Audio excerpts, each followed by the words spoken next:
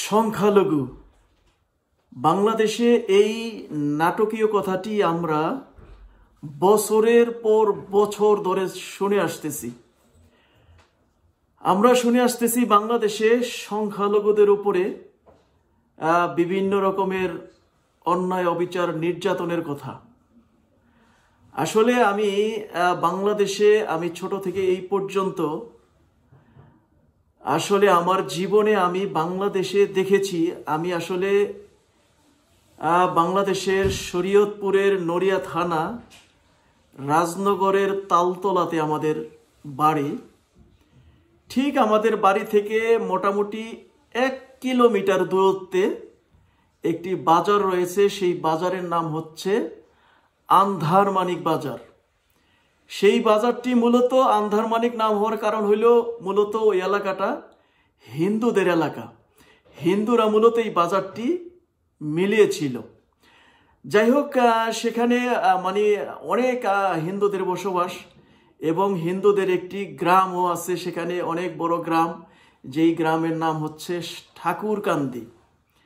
সেখানে প্রচুর হিন্দুদের বসবাস। সেই ছোটবেলা থেকে আমি হিন্দুদের বসবাস আমাদের এলাকায় দেখে আসতেছি এবং হিন্দুদের সাথে আমাদের সেই ছোটবেলা থেকেই চলাফেরা। যেমন সেই আন্ধারমানিক বাজারে একজন হিন্দু বন্ধু ছিল আমার, উনি ডাক্তার, ভালো মাপের একজন ডাক্তার। তার সাথে আসলে খুবই ভালো সম্পর্ক ছিল। সময় পেলে আসলে সেখানে গিয়ে তার কাছে গিয়ে আসলে আমি সময় কাটাইতাম। এবং সেখানে আরও ভাই ব্রাদার ছিল। সুদর্শন নামে একজন হিন্দু ভাই ছিল, তার সাথে আমাদের গভীর সম্পর্ক ছিল। এবং আমি দেখেছি যে আমাদের এলাকায় সেই ছোটবেলা থেকে হিন্দুদের সাথে মুসলিমদের আমাদের এতটা গভীর সম্পর্ক, ভালোবাসার সম্পর্ক, আমি কোনোদিন দেখি নাই হিন্দু মুসলিমদের ভিতরে কোনো ভুল বোঝাবুঝি, মারামারি, গন্ডগোল, ফিতনা, ফেসাদ, এই ধরনের সমস্যা আমি আমার জীবনে কোনোদিন দেখি নাই। হিন্দুরা আমাদের দেশে যারা আছে, আমি যা দেখেছি যে তারা ভিআইপির মতো বসবাস করে।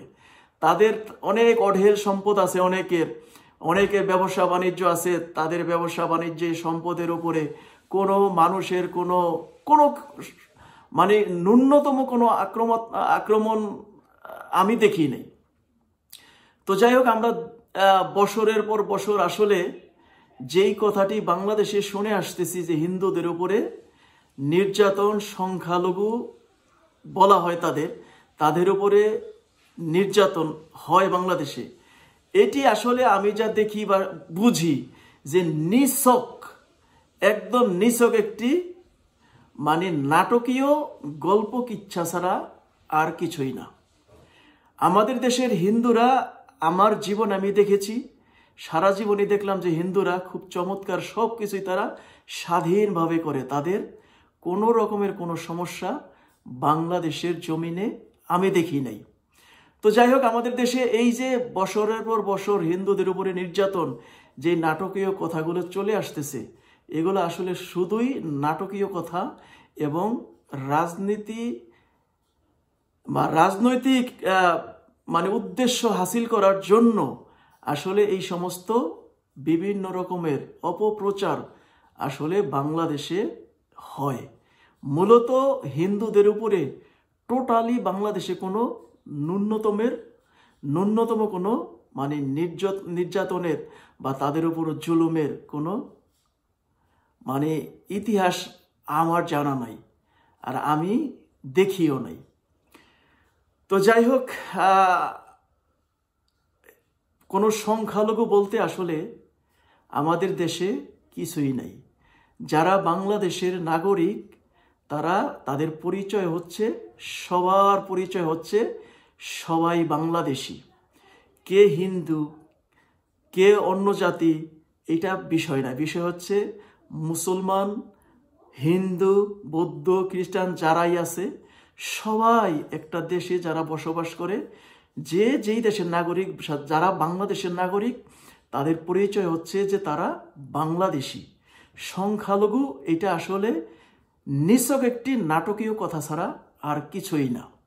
সুতরাং যেই ধর্মেরই হোক না কেন, অবশ্যই প্রতিটি মানুষের এই সমস্ত নাটকীয় কথাবার্তা এবং এই সমস্ত নাটকীয় যেই কথাগুলো, অপবাদগুলো আমরা দিনের পর দিন, বছরের পর বছর আমাদের দেশে শুনে আসতেছি, এগুলো আসলে সকলেরই বন্ধ করে একটি দেশে যে নিজের দেশের নাগরিক সবাই মিলেমিশে সুন্দরভাবে বসবাস করে দেশকে, সর্বোপরি দেশকে ভালোবাসাটা প্রতিটি মানুষের উচিত বলে আমার মনে হয়। আমাদের দেশে শুধু হিন্দুরই না, ওখানে বৌদ্ধদের বসবাস আছে। আমার জানা মতে বাংলাদেশে আমার মনে হয় যে শতকরা 1% নাই বৌদ্ধ, এর থেকে মনে হয় কম হবে। অথচ এই সামান্য কয়েকজন বৌদ্ধদের জন্য বছরে সরকারি ছুটি ব্যবস্থা রাখছেন আমাদের দেশের সরকার। সরকারি ছুটি ব্যবস্থা রাখার অর্থ হলো যে এটা স্বাধীনতা। সামান্য পার্সেন্ট একটা ভিন্ন জাতীয় লোক আছে, তাদেরকেও আমাদের দেশের সরকার স্বাধীনতা দিচ্ছে, তাদের জন্য সরকারি ছুটির ব্যবস্থা করে রেখেছেন। তাহলে তারা কিভাবে হইতে পারে সংখ্যালঘু? আসলে সংখ্যালঘু এই কথাটা নিছক অবশ্যই একটি নাটকীয় কথা। এটা আসলে এই সংখ্যালঘু বলতে কিছুই নেই। যারা বাংলাদেশি তাদের পরিচয় হচ্ছে সবাই বাংলাদেশি, সবাই বাংলাদেশের নাগরিক, ভাই ভাই। এখানে কোনো সংখ্যালঘু বলতে কোনো কথা নেই। এই যে আমি বিদেশে থাকি, আমি একজন প্রবাসী, আমি প্রবাসী এই দেশে থাকি। আসলে এই দেশে মুসলমানদের বসবাস, মুসলমানদের এখানে মোটামুটি 7-8% বা 6%, মিনিমাম 6 থেকে 8% মুসলমান আছে এই দেশে। অথচ এই দেশে মুসলমানের জন্য কোনো সরকারি ছুটি নেই। মানুষ অনেক কষ্ট করে বছর শেষে ঈদ আসে, ঈদের সময় অনেক কষ্ট করে মানুষ ঈদের নামাজ বা সালাত আদায় করতে যায়। তারপরেও আমরা টোটালি কোনো এখানে স্বাধীনতা পাই না। তারপরেও আমরা এই দেশের জন্য ভূমিকা রাখতেছি, এই দেশের উন্নয়নের জন্য আমরা কাজ করে সরকারকে ট্যাক্স দিচ্ছি, এই দেশের সার্বিক উন্নয়ন আমরা ভূমিকা রাখতেছি, এই দেশের মঙ্গলের জন্য আমরা কাজ করতেছি, এই দেশের ভালোর জন্য আমরা কাজ করতেছি। সুতরাং একটা দেশে বসবাস করলে অবশ্যই সেই দেশকে ভালোবাসতে হবে, সেই দেশের প্রতি শ্রদ্ধা থাকতে হবে।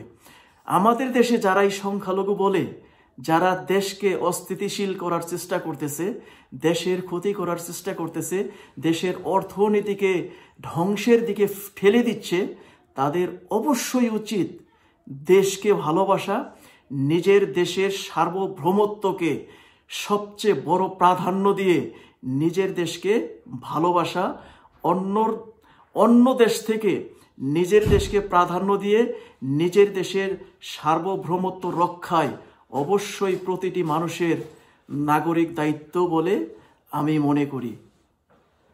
সর্বোপরি যেই ধর্মেরই হোক না কেন, যারা বাংলাদেশি সবারই মিলেমিশে দেশকে এগিয়ে নিয়ে যাওয়ার চেষ্টা করা উচিত, দেশকে ভালোবাসা উচিত, দেশের সার্বভৌমত্ব রক্ষা করার সর্বোচ্চ চেষ্টা করা উচিত বলে আমি মনে করি। সবাইকে অসংখ্য ধন্যবাদ।